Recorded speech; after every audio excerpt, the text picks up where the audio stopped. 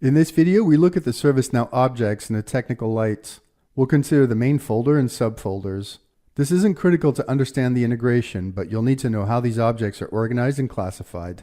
Only a limited number of ServiceNow functional areas are affected by Automic. They are the incidents, change requests, and associated tasks, CMDB, and asset management. We'll consider each of these in the context of the integration. Finally, a number of template tasks are generated when the package is installed. We'll look at what they do. When the pack is installed, packages see a new package folder called ServiceNow. This folder contains a handful of subfolders. They store various template objects supporting the integration: jobs, workflows, variables, scripts, prompt sets, and more. As users, you shouldn't be overly concerned with these items. Just know that you should never modify them. We're well aware that customers occasionally modify packages. However, it's not recommended because it can alter them into a state of disrepair that is often permanent.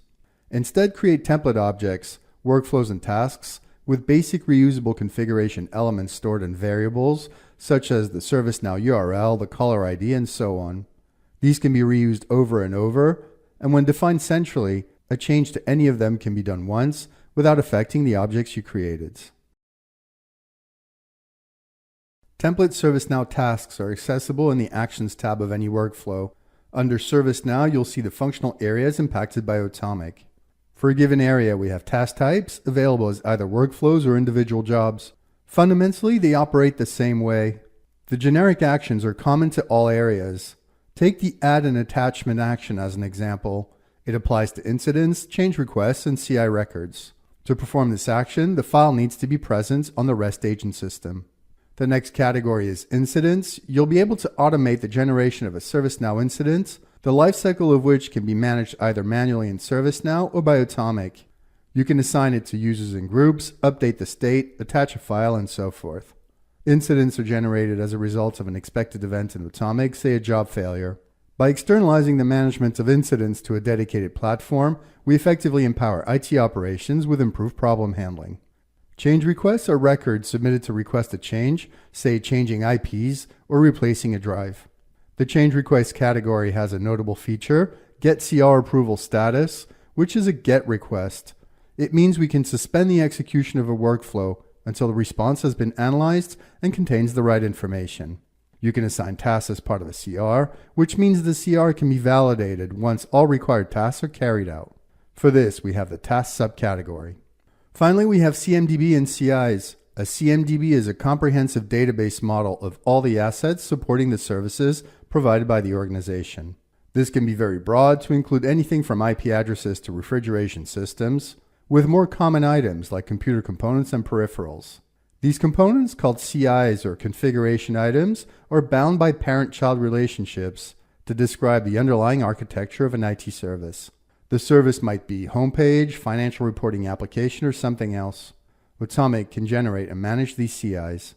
As mentioned earlier, these actions are REST-based and activated over standard REST requests.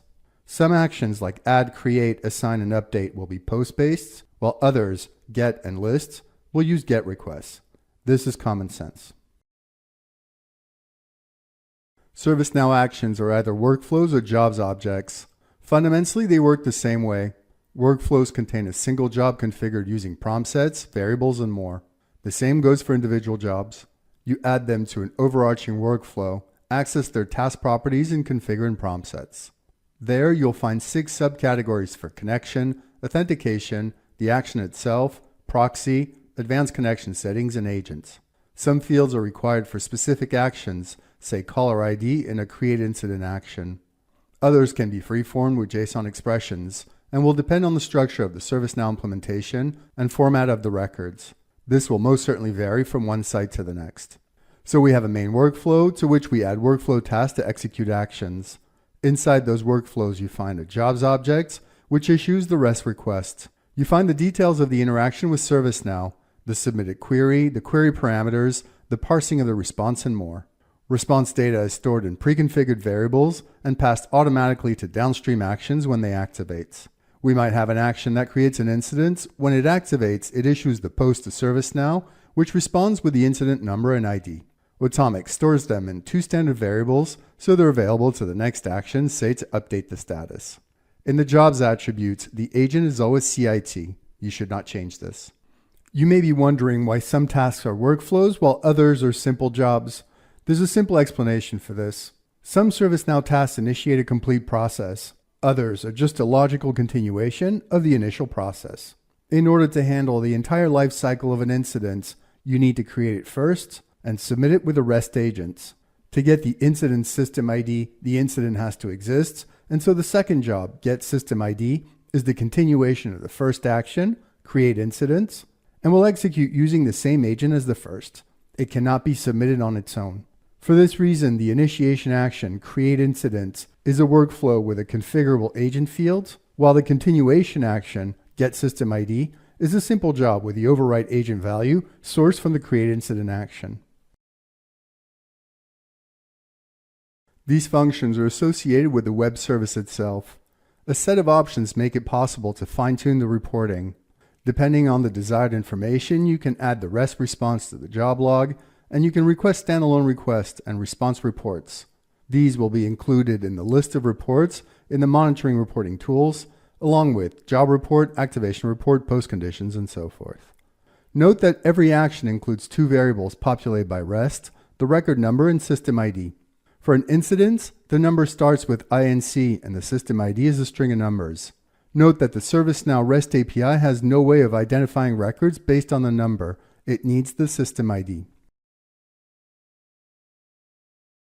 In the task properties, you find 6 prompts. 5 of those should remain constant, and 1 varies with each task. The prompts are as follows. The connection details. As stated earlier, this should be a URL since ServiceNow is cloud-based. Authentication basic, in which you store the user and password of the ServiceNow user submitting the request. In cases where the endpoint differs from the base URL, you can specify a host or DNS name, connection ports, and the ServiceNow realm. Preemptive is used when the target system does not produce a response to the authentication request. It's generally fine to keep the default option unless your ServiceNow instance has specific security requirements. The third prompt is the key configuration elements of the action. Here you provide all the details required by that action, and this will be determined by the structure of the records and required fields. You'll be able to submit additional field information using JSON expressions. The information you supply should be an exact match for ServiceNow's expected masks. If urgency requires a number, space, dash, space, and level, then be sure to repeat that exactly. In advanced connection settings, you can specify timeouts in seconds. The first is the connection. By default, the action times out after 30 seconds if the target REST API URL does not respond. The read timeout applies to the REST call itself. REST is there, it's just not responding to the request. Finally, you can have atomic follow redirects or not. If the site ServiceNow 1 redirects to ServiceNow 2, you can either follow it or drop the call. Then you can specify proxy details if you use a proxy server. Finally, override agent has to contain your active REST agent details. If it's not installed, then you need to install one as part of your atomic infrastructure, and it should be started. If you need to pass data as part of your request parameters, you'll use JSON. You may run into a problem.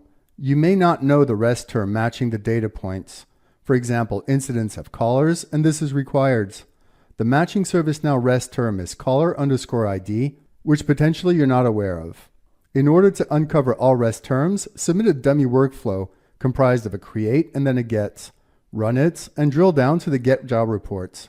All terms will be listed, and you can paste those in an external file, which you can keep as a reference. Finally, one of the most useful features in the integration is the docu page. Each task is fully documented.